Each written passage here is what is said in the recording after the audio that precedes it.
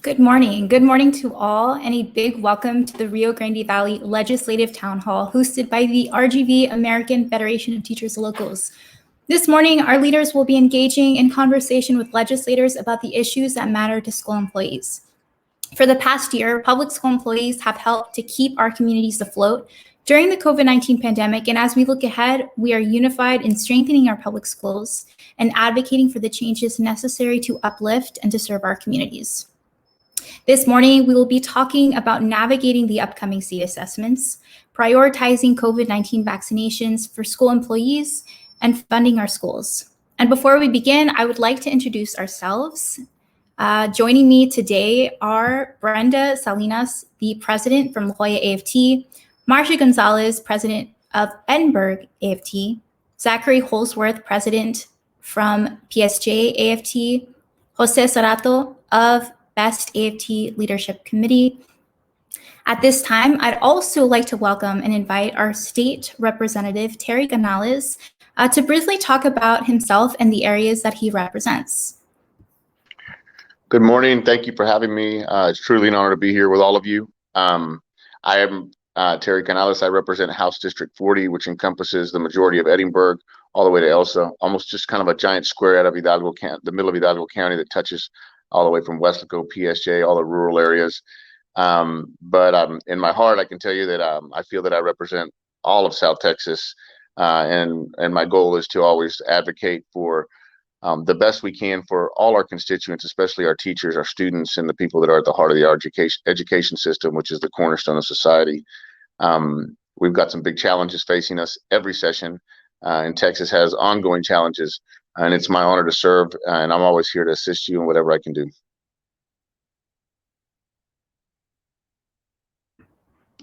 Thank you so much. I also see that we were just joined by Sylvia Tanguma, the president of McAllen AFT. My name is Clarissa Riojas. I am the vice president of McAllen AFT, and I will be moderating our virtual event this morning.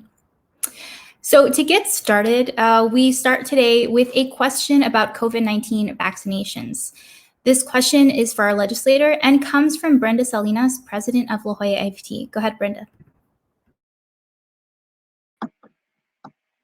Good morning, and thank you, Terry Canales, for joining us today. My name is Brenda Lee Salinas. I am the proud president of La Jolla AFT. The Rio Grande Valley has seen major struggles over reopening schools safely. We have seen TA and the governor refuse to prioritize educators in the vaccine. We're proud to hear the news, the great news this week that Biden administration has come through with a plan to prioritize teachers and to make the vaccine available to them. Now, as AFT leaders, how have our members reacted to the vaccine announcement? Well, our members are eager to get the vaccine and grateful to the Biden administration for listening to educators. Educators now see the light at the end of the tunnel. Now I want to go ahead and also open the floor to my colleagues from the AFT if they want to share as far as how their members have reacted to the vaccine announcement.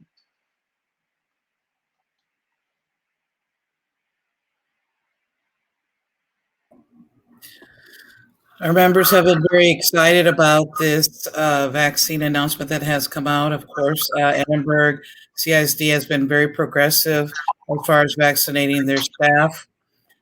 We will be vaccinating the last group of our Edinburgh CISD employees this coming Sunday, but it is a relief for anyone that is going to re-enter into the classroom to know that they at least have some sort of peace of mind for having the vaccine.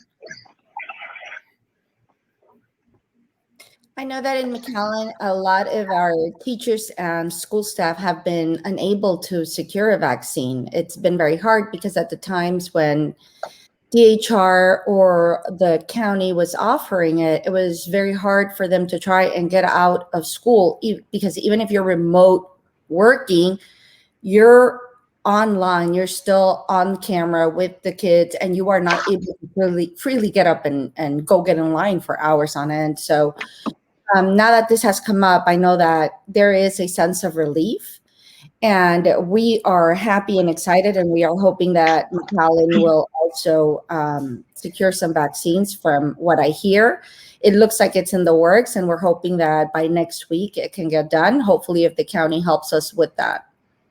Thank you.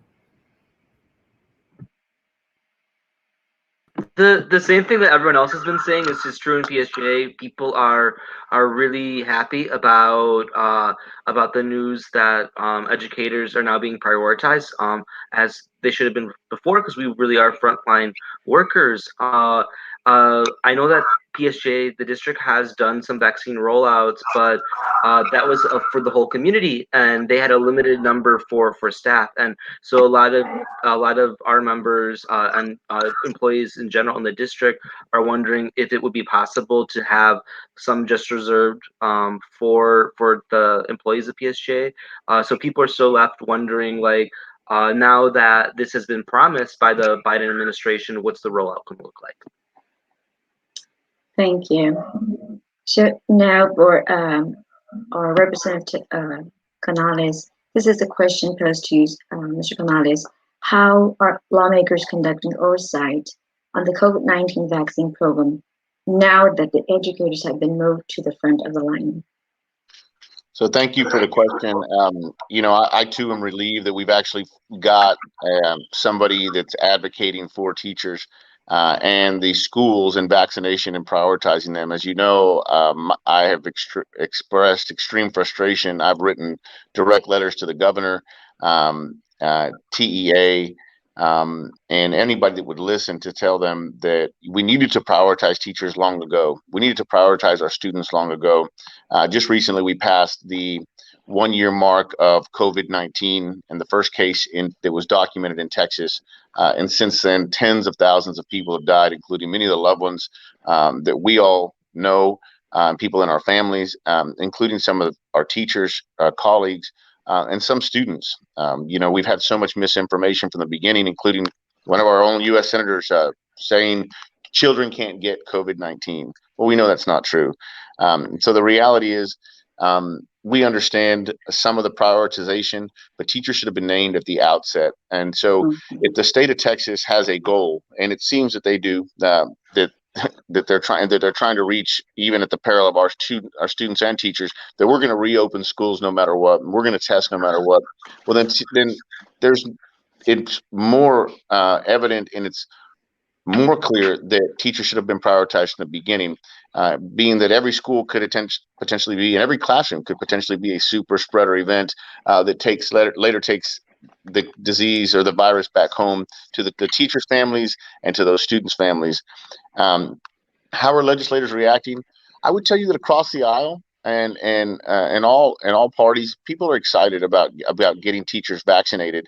The fact that they're just prioritizing them right now, well, that's like I said, that was a big mistake. But the reality is, we're beginning, as many of you said, to see the light at the end of the tunnel. I would encourage everybody to get vaccinated as fast as humanly possible. Run to it. But how are legislators providing oversight? The reality is, there's not much the legislature is doing or can do in the way of oversight. It's more so overseen by the governor, the Office of Emergency Management, and the hospitals and local professionals. What we are doing is we're advocating to make sure that we make sure there actually is vaccines available, because what I'm hearing across the state of Texas is that even though teachers have been prioritized, we're still having a lack of vaccine and access to those vaccines. And so that's troubling to me. So from that perspective, I would hope that the legislators in their respective districts are advocating that, as Zach said, that we're going to have adequate vaccines for people. And so those are the things that we want to know. We want to hear from AFT members, from La Jolla, McAllen, Edinburgh, everywhere, PSJA. We want to know, great, we've prioritized you, but are there vaccines? Are you actually really being prioritized? And so from that perspective, those are the things that we want to advocate on your behalf. But as far as the production of it, we don't have an involvement. As far as who's getting it, like where it gets distributed, we have little say. And so the reality is, we're trying our best to do what we can to make sure that that there's actually meaning and teeth behind we're prioritizing teachers and not just lip service. Thank you. Thank you so much, Thank you. Representative guys. And I saw that we just had Representative Sergio Munoz Jr. join us, so I'd like to invite them to kind of take a few moments to talk about themselves and also the area that they represent. Before he starts, happy belated birthday. He had the birthday boy yesterday. Thank you. I should feel wiser, right? But you know, it just comes with age. Good morning, and sorry for my tardiness, but I just first want to thank you for the invitation and the opportunity to be with you this morning, and to listen a little bit more, not only what we can do to strengthen our public education system, but also to reinforce our commitment to education as a whole here in the state of Texas. And this is my 6th term serving in the House of Representatives. I've had the honor of representing since my first session, which was 2011. And I represent all or part of the area from Palmview, the cities of Palmview, Mission, Granjeno, McAllen, Hidalgo, and the city of Farm. Thank you so much for being here with us today. So the next question that we have talks or discusses the topic of the STAAR assessment. So we are in the middle, of this pandemic. We're trying to get vaccines figured out, but we're also having to deal with the upcoming state assessments. So this question comes from Sylvia Tanguma, president of McAllen AFT. Good morning, and once again, thank you for being here. So as you well know, many educators are frustrated by the state's insistence on taking STAAR tests during a pandemic. We question the value of the data from the test, and we question the safety of bringing students from being at home remote all the time, they haven't been on school grounds, to in person to have to take the test. We also question the amount of money Texas is spending on standardized testing. Close to $100 million per year is spent on this test. And so for our legislators, if you could tell us what you think should be done about STAAR this year and into the future. And as a current educator, I do want to say that, we understand and we hear from districts what they're saying as far as we need data. However, we all know that these kids have endured what we have endured, and they've been out of school, in school, because it just depends on how much effort the student put in, how much effort, everybody put in, because it's the parents as well as the educators, is how much effort are you putting in? And so that's going to vary, and it's very unfortunate, but it was a novel virus. It's not something that we planned or that anyone could do anything about. So having said that, that money from STAAR could be spent on fixing air conditioning or HVACs throughout schools, adding ventilation, adding windows. We have many schools, at least, in the district I work at, that don't have windows. So, I mean, if there's something that you can tell us that can be done about STAAR for now and for future, that would be great.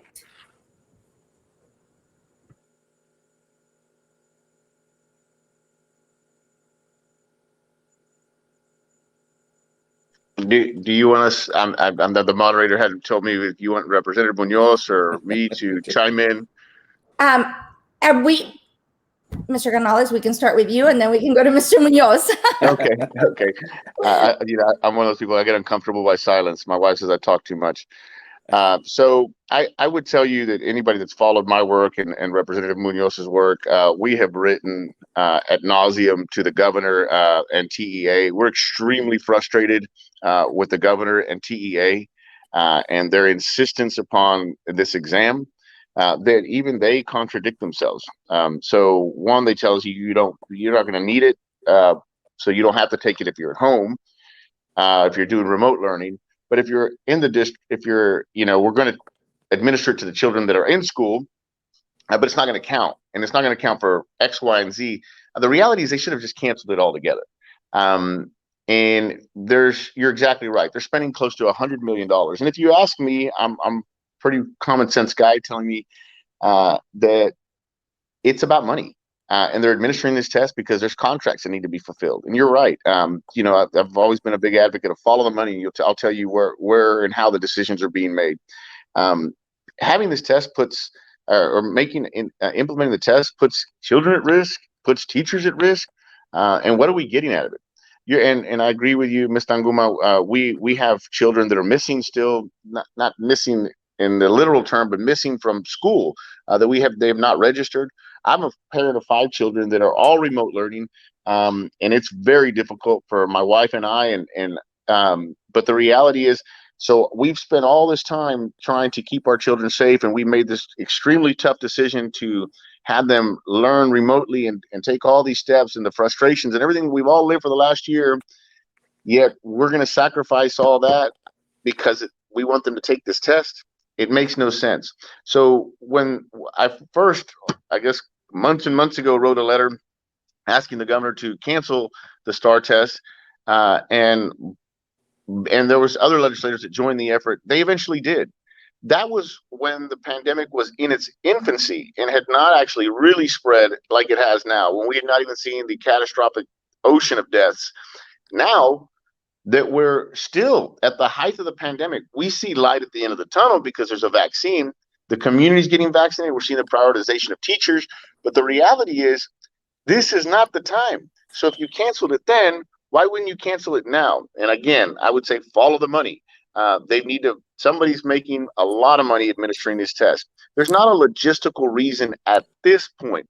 We know that standardized testing has its place. I've advocated for the reduction across the board of standardized testing, but I do think it's got its place in limited circumstances to identify what we're doing and how we're going to do it, and our children and where they're at.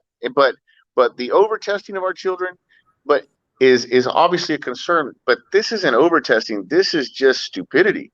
And so when you've got TEA still working remotely because they're concerned about their health, yet they're willing to send our children into the literal front lines to take a test that they themselves have said is not going to be used for any sort of measuring purposes that will advance them or held against them, then what are we doing? And so our efforts are united. I know Representative Munoz and I have the same sentiments that this is ludicrous. And so we're going to continue to shed light on it, shed awareness, and we've got to hold them accountable at the end of the day. And so it's extremely important to not let up and not forget exactly what's going on and what they're doing and the fact that they can't explain it. And so I continue with my deep frustration, and we will continue advocating on behalf of the fact that this thing needs to be canceled. And 2, even when we get back online, things get normal, we need to reduce standardized testing across the board.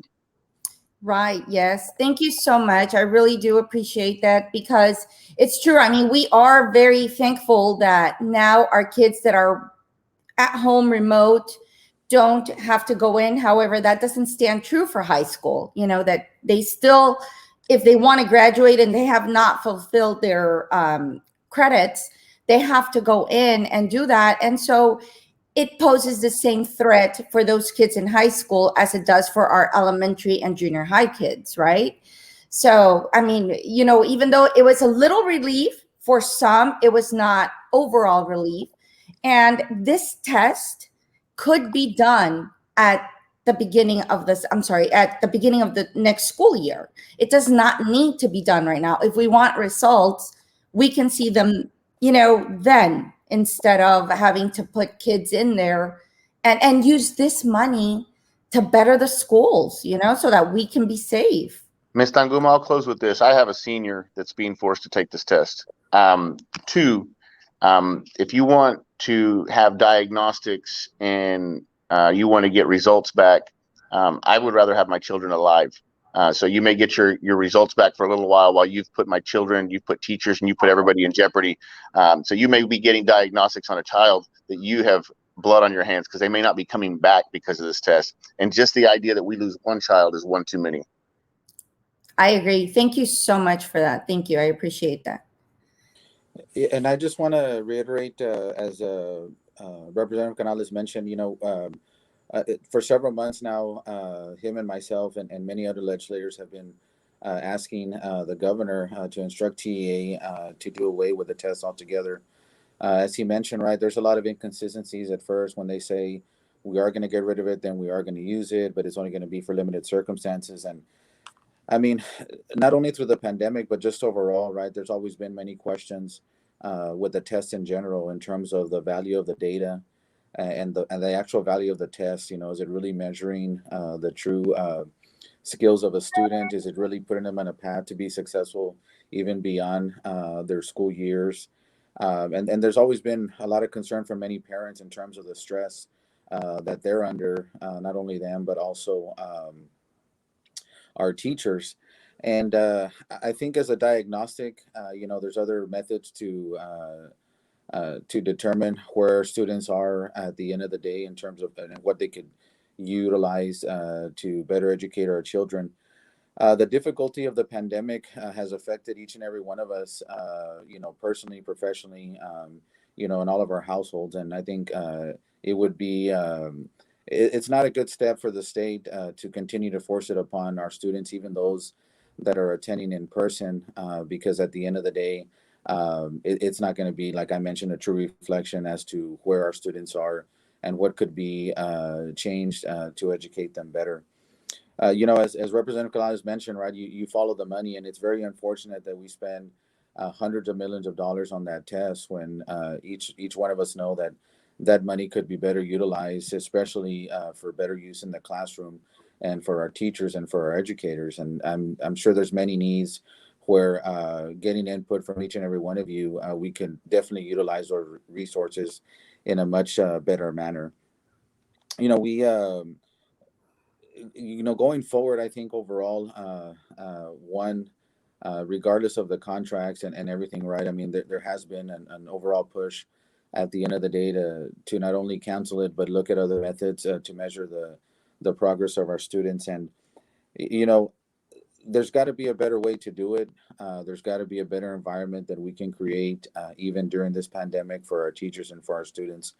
And really, at the end of the day, just making sure that the health is a priority, not only for our students, but for our teachers and everybody in the educational field. And we can't be making decisions or putting or risking the health of anybody just because of this test. If I can just quickly build on something that Representative Munoz said, you know, the inconsistencies of when it counts, when it doesn't count, who needs to take it, if we tested the average parent on what the requirements are, the parents would fail. Us as legislators have trouble making heads or tails of what they're doing from one day to the next. So I would say if we tested the TEA on their actions, and I bet their employees don't even know what the next step is, they would fail. I think the real tests need to be administered to the agency. They're failing. And I think if we gave them a standardized test, we'd see a diagnostic test, we'd see that they have failed all the way around. That is very powerful, because I cannot say that I don't agree. I agree 100%. And the proof is that where are they right now? They are at home while they send everyone else back, right? And then they push this test upon the kids. It's very stressful. They're already in, you know, a lot of them are having the social, emotional, you know, what do you expect to see? You know, what results? They're not going to be true, accurate results. You know, at the end of the day, that's the truth, and that's the bottom line. Thank you so much. I really appreciate your responses. Thank you, everyone. I was going to say, now, moderator, Ms. Clarissa, thank you. Thank you so much, everyone, for talking about that. And just for the folks viewing at home, if you are interested in joining the AFT community, make sure that you are messaging your local AFT organization on Facebook, and that way we can get you membership.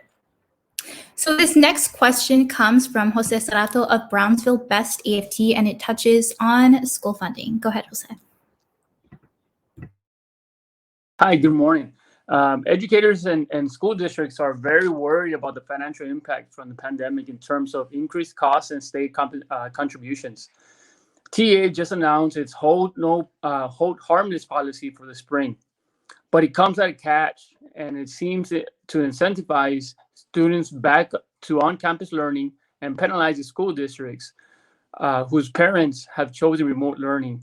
What are your thoughts about how to address this, Representative Munoz and Representative Canales? I mean, I personally, I think, you know, we all feel that, one, we were, it was a very positive, it was positive news in the right direction, the announcement of hold harmless, right? And how at least we can fulfill that commitment to our school districts going and getting through the end of the year in terms of funding and preparation and everything for them going forward. However, as you mentioned, the catch there in terms of increasing more trying to utilize it to say, well, you know, you can only do it if you meet these certain conditions, and that's to bring people on campus to do certain things like that. You know, we're still in a phase where it wasn't only until recently that the leadership of the state actually allowed for our teachers and educators and people to be in line to get the vaccine. And that's something that you know, we had pushed for many months already. They should have been at the forefront in doing that as well to prepare for some of these circumstances going forward. It shouldn't be detrimental to a school district because every school district is going to be different. We know that many school districts are having a difficult time just trying to reach out and locate a lot of their students within their own community, and that's taking a lot of resources and time from the people that they have just to identify them and see what they can do to bring them back. So although we applaud the announcement of the hold harmless, we don't feel that it should be done with those conditions, because if the environment is not safe, we're still going to have a lot of concern from our teachers and from our educators, from our parents, in terms of putting our students at risk. And secondly, you know, a lot of our districts still need to build up and find a lot of the students that unfortunately have been lost the last several months because of the pandemic, to make sure that they can re-enroll them and bring them back. And that's going to take a lot of time and resources for the state, and that's where the focus should be. So just to build on my colleague's comments, which I agree with, if you follow the work that we've been doing and here locally as representatives for your area, I advocated for the cancellation of school from the very beginning. And fortunately, you know, ultimately the governor followed, you know, my request, and whether it was my request or he finally came to his senses, that's neither here nor there. They did it. They canceled school. And that was at the infancy of the pandemic. Again, while the pandemic is still raging, while we actually have a vaccine, now we want to force everybody back. I heard a great quote the other day. I said, "You don't close your umbrella when you're a block away from your house and it's raining." We're like closing the umbrella after. It just doesn't make any sense. And so the question is, why can't we just simplify it? Why do we have to complicate the measure so much? Again, that we've confused everybody. So are we not getting penalized? Are we getting penalized? The reality is we shouldn't be penalized for remote learning. And the hold harmless comes with catches. And so the agency again has failed to simplify it. They've overcomplicated something that should be real simple. If you want to prioritize the safety of your child and the district wants to allow people to do that, you should not be penalized for that. Allowing people to live shouldn't come at a price. And so I agree with everything that my colleague said. And again, I can't overstate my frustration with TEA, with the governor, with these, I guess, what ill concocted ideas that come with catches and this and that. I mean, I wish we could just simplify it. Our teachers have a hard enough time as it is. Parents are having a hard enough time as it is. We're in the midst of a pandemic, over 500,000 people dead nationwide.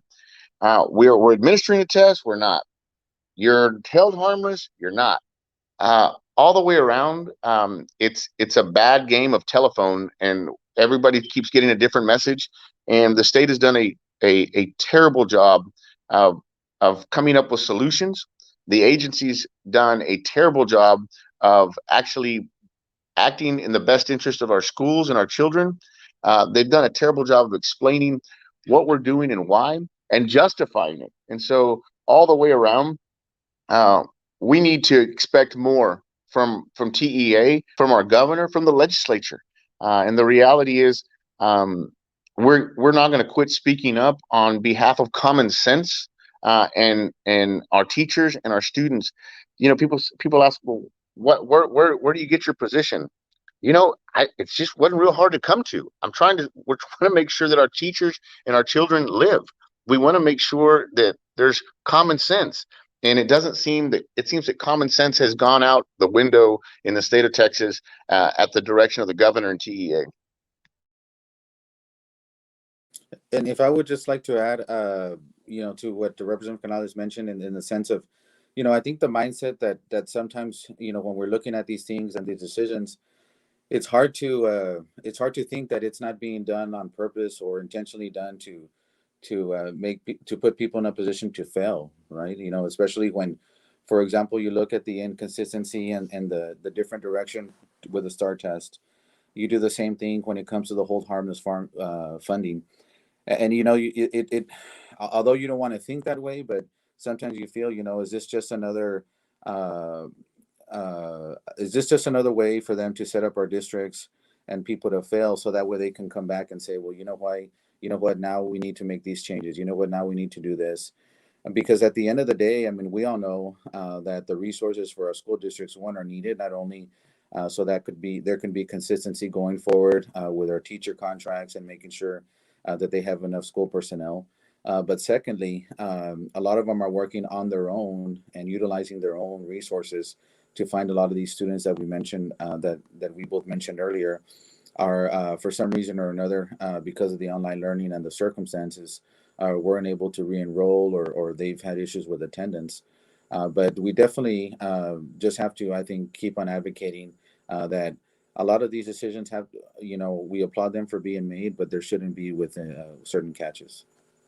And just quickly, I think that in summation between Representative Munoz and I think that we've both really wholeheartedly agree that the governor and TEA should quit playing politics and start looking after the interest of our teachers and our students and our school districts.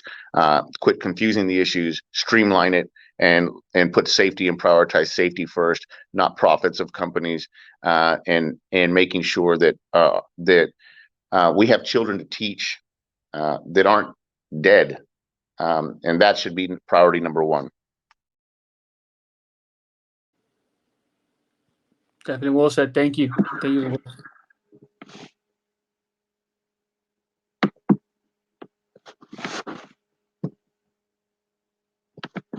So I did have a question that was a follow-up to the question that was just asked, but you both basically already answered it. You did such a good job answering that question that you already had answered my follow-up question.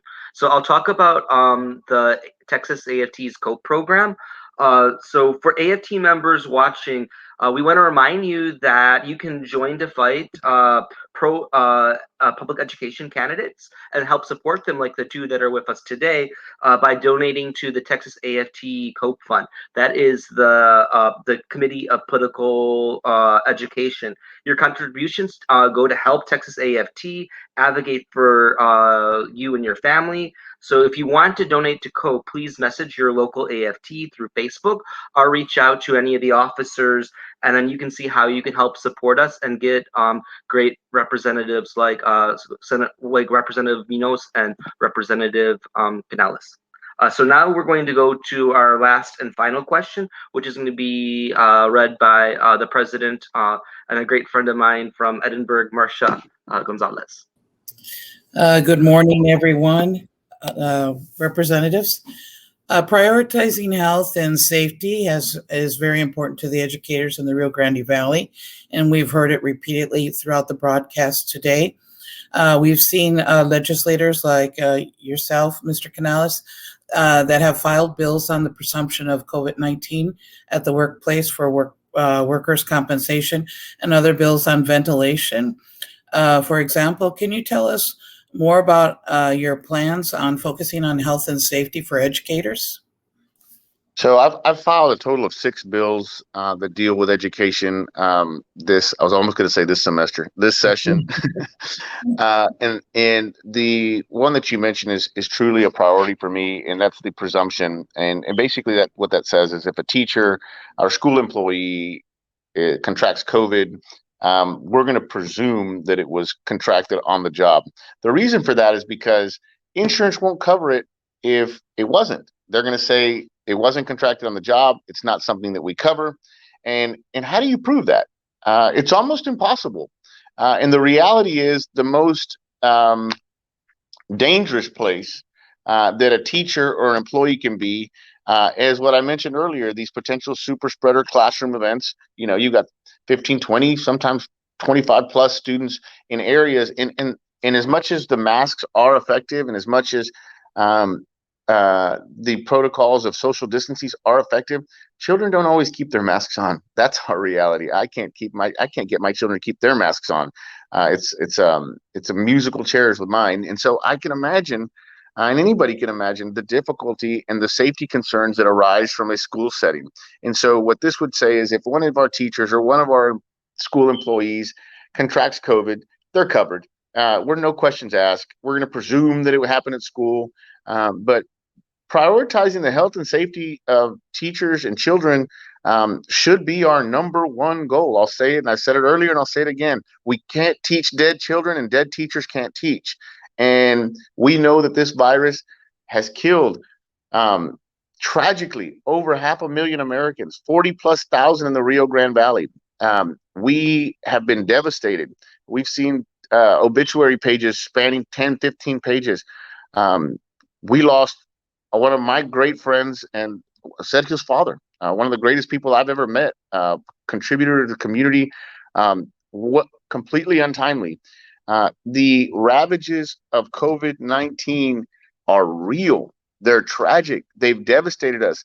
And to not prioritize our children, our teachers, and the social ecosystem that is our school districts, and not actually logically understand you're sending people back to a place where they're going to congregate in mass numbers, and not understand that, it's just mind-boggling. It's mind-blowing. And then prioritizing tests. This whole all the conversations we've had today coalesce into one issue for me is, are we prioritizing safety?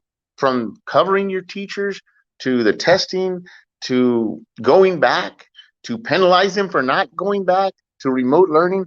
And I'm just sad to say that I'm just at wit's end. It keeps me up at night, but they're failing. They have failed miserably. They continue to fail. They continue to convolute the issue, and the issue is real simple. Again, dead teachers can't teach, and dead students can't learn. And if you're dealing with a deadly virus, that should be at the forefront of all our minds. And so the bills that I filed with respect to prioritizing the teachers are the efforts that my office is making. We've got some other bills that try to level the playing field with charter schools, which is a whole different issue, which again, I'm very dismayed. But you can count on myself and representatives like Munoz and like-minded representatives who actually are using their common sense to say, let's keep our people safe. And the efforts that you've seen, the governor, they do these pardon my French, half-assed efforts. Like we're gonna allow you to remote learn, but we're not. We're not gonna let you take the STAAR test, but you got to take it. It's just, they can't. And a quote my father taught me as a child is, you can't run with the hounds, or bark with the hounds and run with the hares. You've got to be one side or the other. And they're trying to play both sides. And all they've done is confuse all of us and put us all in danger. And I'm frankly, I'm just tired and disgusted, and I'm proud to be here with y'all. And I know that we all share the same sentiments because we see it. I've got a mother that was a teacher, and I've got children that are in school, and I don't know where their children are going to school, or how their children are being tested. But the reality is, if they're subjecting their kids to what they're subjecting my children and my family to, and the stress, and then they're just awful people. Yeah, and I just want to add, for us in our office and many of our colleagues, right, we support not only the efforts of Representative Canales, but I think overall prioritizing the health and safety, like you mentioned, of our schools, of our students, of our teachers, and making sure that we have an environment that is going to be conducive to that. One of the things that we never really heard done during this pandemic among the many was. It was hard to understand why in many classrooms we had the teacher there present physically for one student, two student. And I'm not saying that we shouldn't have some type of learning or do something conducive to that, but a lot of our teachers had to make their own arrangements and weren't allowed to teach from home, so they had to make arrangements for their own children so they could go to school to do that, and then find a way to juggle both. And I think we should have had, and we still need to work to have a better system in place. One, first and foremost, so our teachers can first take care of their families, and then having that peace of mind and knowing that they're doing it. I think then we can look at what would be conducive to them and beneficial to them to have a teaching environment where they can continue to teach the students in their classroom. We undoubtedly know that there have been many deaths, not only that we have seen up until now in this pandemic, and unfortunately, because of some of the decisions that have been made, even recently, we know that those numbers, unfortunately, will increase going forward. And that's something that really I think is a slap in the face to many of the families that have suffered not only a loss, because it's not only the people that have passed away, right? But it's the families that have been affected and that will permanently be affected by losing somebody that they love and they care deeply about. And we just have to find a better way, like as Representative Canales mentioned, right? I mean, a lot of times, if unfortunately, if we don't see it coming from the leadership of the state, himself and myself and many others really should just continue to advocate and do and work to what we feel is going to be best for our districts and for our communities. And even if that's going to be contrary to what the leadership of this state determines or says, right? Because we know that, especially in working with each and every one of you, you're telling us, this is what we're facing, this is what we're looking at on a daily basis, and it doesn't matter. I mean, and I don't mean to say it in a bad way. It doesn't matter what certain people from the leadership of this state say. This is what we're going to do, and this is why we feel we're going to do it, because it's based on science, it's based on data, and it's based on what we're looking at on a daily basis. We not only have lost people within our community, right, but we've lost educators, we've lost school personnel, we've lost people that had a hand in the education of our students in our districts. And that's something that we cannot forget, and that's something that we cannot that we cannot look past, because we have to have the health and safety and the priority of our school districts and that of our students and our teachers at the top of the list, and do whatever is necessary to get there, even if at that time we're going against what maybe the leadership or leaders of this state say we need to do. I just want to, and I'm going to correct something that I said earlier, and in fact, what Representative Munoz said earlier, and I know he won't mind. When we say leadership, we also want to include this phrase "and lack thereof."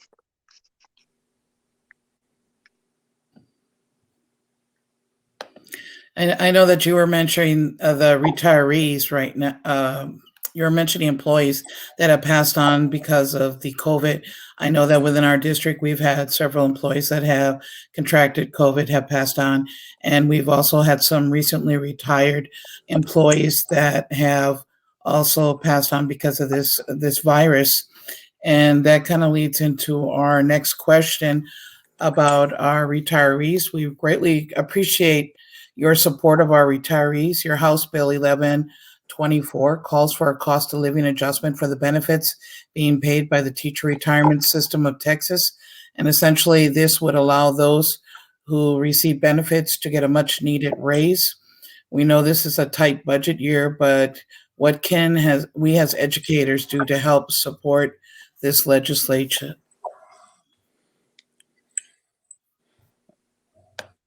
So I'll just chime in real quick. I would say the best thing is that most people don't understand the bill, and that's unfortunate. I've been yelled at and to have berated on social media and for that it's not enough, or they don't understand what the bill does. And so I would say to support us is kind of explain and educate people. Not only do we need you to educate people in the classroom, we need you to educate people on our legislation. I say that as respectfully as possible because it doesn't. When you read those bills, they don't look like they're doing a whole lot, but they really are, and especially like you said, in tight budget years. As a son of a retired school teacher, I'll tell you that I've got to do right by the retired school teachers, or my Easters, Thanksgivings, and Christmases won't go well at the table. And so we know that the retired teachers and our retirees are suffering. They haven't had a cost of living increase. I can't even remember when, and they probably can. And we're having teachers having to choose, retired teachers, whether they pay rent, buy medication, buy groceries, or pay the rent. Those are choices we shouldn't have. They shouldn't have to be making. We should be able to honor our promises. The reality is, if COVID's done anything, it's highlighted to parents such as myself, who already appreciated and already thought the world of my teachers. Now it is ever so clear to those of us who are teaching at home what teachers do, what they put up with, and how difficult their jobs are. And to abandon them after they've put in a lifetime of service and not fulfill those promises is disgusting, to say the least. And so it's incumbent upon the legislature and legislators to make sure that we're always fighting to honor those promises, that we're always making sure that those teachers have a respectable retirement and can live on that retirement. You shouldn't have to retire and worry about where your next meal's coming from or how you're going to pay the rent. And you shouldn't have to take on another job after putting in a lifetime of service. And so, all the way around, again, the leadership or lack thereof has put us in some positions where we're having to file these bills. And unfortunately, that's our job. But it's unfortunate that's the position that we're in. And so moving forward, I'm hoping, it just boggles my mind again that I'm in a room full of people who at one time had a teacher, who at one time they're state representatives because they got an education from a teacher somewhere, somehow. And now they can't stand up for those teachers to make sure that those teachers that taught them can get their medicine or pay the rent or eat a meal or have to scramble.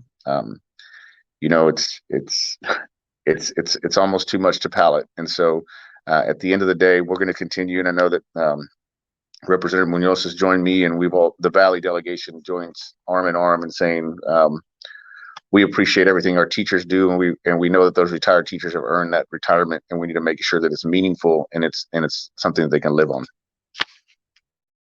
Yeah, and I'll just add what Representative Canales mentioned. It's something that that we've all been in agreement session after session, and that's not only the cost of living adjustment, but also making sure that the overall system is actuarially sound and that the benefits that had been promised are going to be paid to all our retirees going forward. And it's not only the as you all know, it's not only the retirement system, making sure that it's sound and it's in a financial position to pay out the benefits, but also one of the things that we continue to work on, I know Representative Canales as well, is the health insurance for our retirees and making sure that it's affordable, and seeing if there's a way for plans to be put in place where it would be more cost effective for them to get some type of health insurance that is going to be supported or backed by the state, so it could make more economic sense for them. When we talk about advocating and what you can do to help us, I think, as Representative Canales mentioned, it's important for us and to remind you to work with your colleagues throughout the state of Texas that can reach out to their representative, to their senator, and let them know how they feel and their concerns. Because for us, I think not only as a delegation, we've always had a very good working relationship with AFT, with our educators, and with our district in terms of advocating for strengthening our public educational system. We also have to be mindful that going forward, we need to protect your rights and those of not only AFT, but other organizations that advocate on behalf of their members, that their members not be penalized even on a local level for advocating for change or for a positive work environment or for things that need to be done to help them do their job, and making sure that even as a state level, people do not get penalized for coming together, being part of a union, and working on behalf for the interests of the people for their profession. Well, the retirees are one portion of our units that we have here in the Rio Grande Valley. Another group that is struggling financially are our cafeteria workers and our transportation workers. Terry, would you like to elaborate a little bit on what you've been working on? So one of the bills that I've worked on session after session is our cafeteria workers and moreover our bus drivers. These are the people, attendance is how we get funded, and that's just the way it's been. And the people that generally get those kids there is a bus driver, and those bus drivers during the summer, they're laid off for all intents and purposes, but they can't even collect unemployment because the school districts corner them and say. And so basically what we're doing, and what districts across the state of Texas are doing, are starving bus drivers and cafeteria workers and other employees and not allowing them to collect unemployment, which they paid into. So we fire them for the summer months, expect them to go get a job and how easy is it to pick up a job that's just for the summer months and tell that person I'm leaving after that because I'm going to go be a bus driver. So this quintessential piece to the puzzle, which is getting the kids to school, the person and people that are responsible for that, we cut them off at the knees. We leave them out in the rain. We starve them for a couple months. And so I've worked over and over to try to end that. And I did want to mention, digressing a little bit in what Sergio was talking about, there is the issue with Social Security and the retired teachers. And I think at a federal level, we need to make sure that we streamline that where you're not penalized, that you can actually get both because you've earned both. Imagine that, getting what you've actually earned. But going back to the school bus bus drivers and the cafeteria workers, again, it makes absolutely no common sense that some of the most crucial parts of the wheel that is the school system, the spokes, so to speak, we hurt them intentionally, and the school districts hurt them intentionally, and that we cannot then allow them to collect their unemployment because they're not employed. But the argument is that would create a debacle with seasonal workers. Obviously, my bill says this is just exactly who it applies to, and so like as going back to your question, Marcia, it's educating people around us, and I did want to touch on something really quick that it was really important. I think I should bring it up. I made a comment about cost of living the other day on, I don't know if it was Twitter or yeah, it had to have been Twitter, and one of the representatives, it was their last sessions said it was a cost of living comment, and he says, "Didn't we do that last session?" No, we didn't. We didn't fix cost of living, and that's the problem. And I won't. We cover a lot of subjects, and over a lot, the breadth of the legislature touches everything from the buttons on your shirt to how you get to work. But the problem with a lot of what we deal with in the legislature is ignorance, and they don't know. And so when you ask, how do we solve some of the problems? How do you help us advocate? Is teach some of these people. I'm here. I didn't want to belittle this representative on a social media site, but basically my answer was no, we didn't. But he believed that we did. He believed that we had fixed cost of living, and therein lies much of the problem. And I say it myself, and there's no way that any of us can know everything about every bill. But things such as teacher retirement, we need to make sure that the organizations such as yourself are helping us educate other members as to, again, you got to educate in the classroom. We need you to educate the legislators.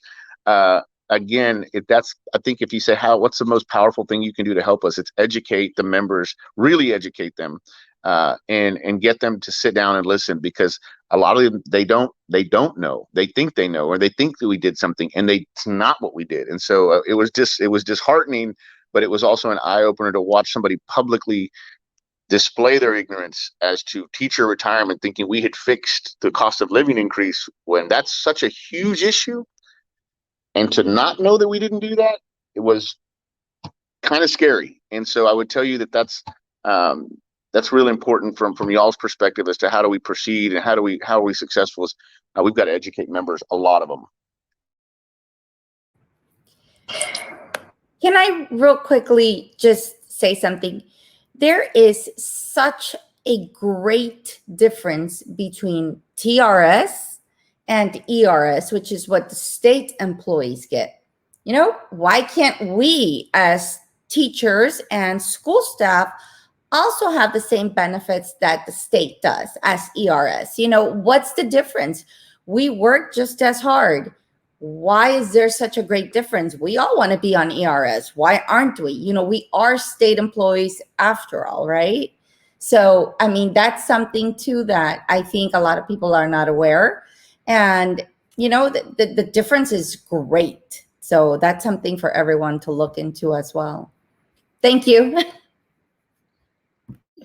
Yes, we appreciate Representative Sergio Munoz Jr. and Representative Terry Canales for being a part of our town hall meeting today. And we appreciate the fact that as our Valley representatives that you're always open to working with our unions.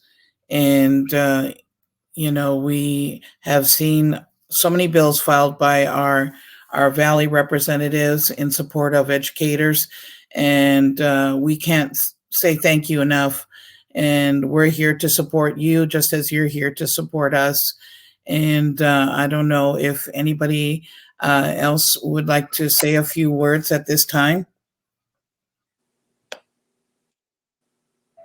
I do want to say thank you as well to both of you and to all the representatives from the Valley that have been, you know, helping and, you know, speaking on our behalf and just in general for Valley, right? But yes, I mean, thank you so much for taking time and being out here this Saturday morning with us. And we, you know, hopefully we'll continue to see, you know, more of each other and helping each other out. So thank you very much.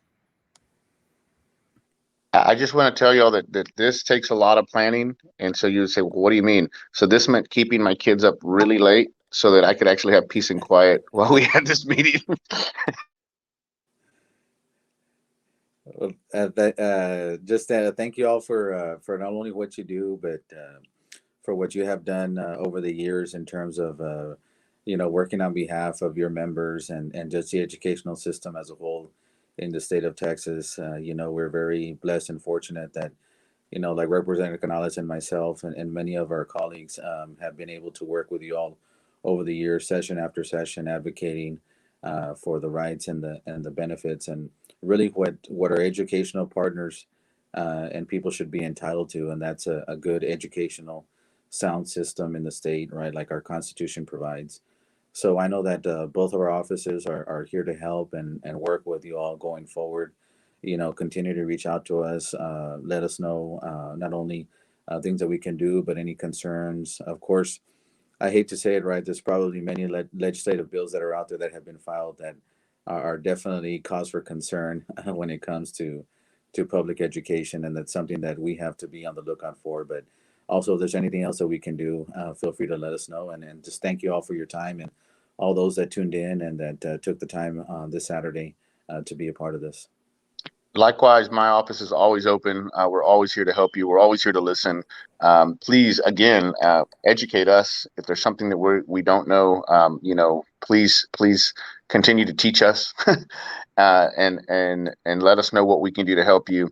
I'll close with this. You know, it's dark at times that we're going through. My mother always taught me, you know, that you need to look for the positives. And I will tell you that as devastating and as horrible as COVID has been in our communities, one of the positive things is I think parents now understand exactly what teachers do and exactly how important they are and exactly how much time and effort that y'all put in.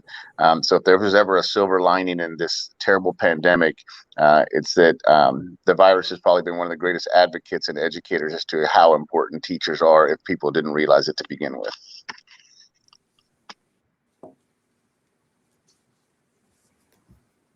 Agree completely. Thank you so much. I know that a lot of parents have come up to us as teachers and as school staff and told us we didn't realize how much work it is. So, I mean, it is, it's a lot of work. And so, having said that, working remotely was double that work because when we're at school, you bring work home, but you're limited, and being at home, being that your work was at home, and then you still have your mom duties if you're a mom, your wife duties if both.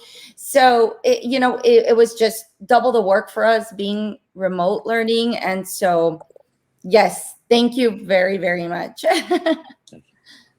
And we'd like to say that we're going to also continue our efforts as far as educating, the public, educating our members, and we will have a rally going next week. It will be at Archer Park from 10 to 12. And all of the unions, the AFT unions in the Valley, are getting together to have a car caravan over to McAllen, to Archer Park. And we want to educate on these topics some more and everyone's invited to attend. We look forward to seeing as many people coming to the rally as possible. Of course, we will have social distancing there at the rally, and we will make sure that we do have our appropriate PPE that we are using. We will require our members to wear masks. If you do not want to get down from the car and go to the park, there will be parking available around the park where you can go ahead and park and beep and show your support. Our car caravan is going to take off from our office. Each union will post where their car caravans are going to start and the time that they're going to start at. And we're hoping that everyone will decorate their cars so that we can get out the messages that we have been discussing today on our town hall. So we look forward to seeing everybody come out next Saturday. Again, that's Archer Park in McAllen. It's going to be a wonderful event. Like I said, we will have social distancing. We will have PPE there. We will have hand sanitizer, and we will have masks and other things, items that our members might need on that day.